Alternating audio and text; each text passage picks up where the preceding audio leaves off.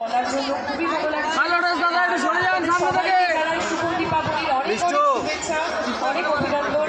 আপনাদের কালী পুজো খুব ভালো কাটুক, আপনারা দিওয়ালি এনজয় করুন। আর সত্যি খুব সুন্দর মণ্ডপ হয়েছে, ভীষণ আই শুভিং।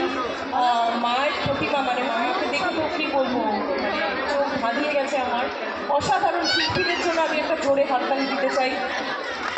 আর আমরা সবাই ঘোষপাড়া, দমদম ঘোষপাড়ার প্রত্যেকটি সদস্যকে অনেক অনেক ধন্যবাদ জানাতে চাই। এত সুন্দর ম্যানেজমেন্ট আপনাদের, এত সুন্দর মঞ্চ পেয়েছি আমি, খুব ভালো লেগেছে। আপনারা ভীষণ ভীষণ মানে কী বলবো, মন জয় করে নিয়েছেন আমার।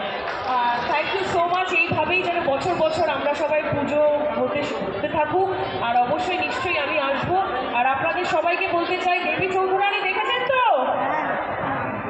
এখনও যারা যারা দেখেননি প্লিজ দেখবেন, কারণ শ্রাবণ থেকে কিন্তু এখানে অন্যরকম দেখাবে। দুষ্টু মিষ্টি নায়িকা নয়, এখানে একজন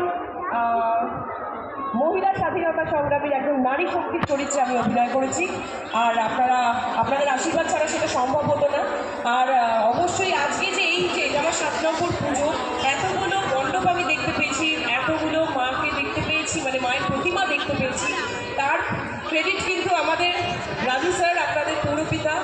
আর আমার সাথে খুব ভালো আলাপ হয়ে গেল। উনি এত সুপার, এরকম ভদ্র মানুষ সত্যি আমাদের দুনিয়াতে থাকা উচিত।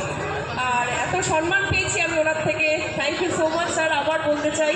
আর অবশ্যই আমাদের সবার প্রিয় শিক্ষামন্ত্রী, আমাদের প্রাপ্তদা, আমাদের ডিরেক্টরও, আমাদের সিনেমা জগতে উনি আছেন, তাকেও অনেক অনেক ধন্যবাদ জানাতে চাই আমাকে এই সুযোগটা করে দেওয়ার জন্য।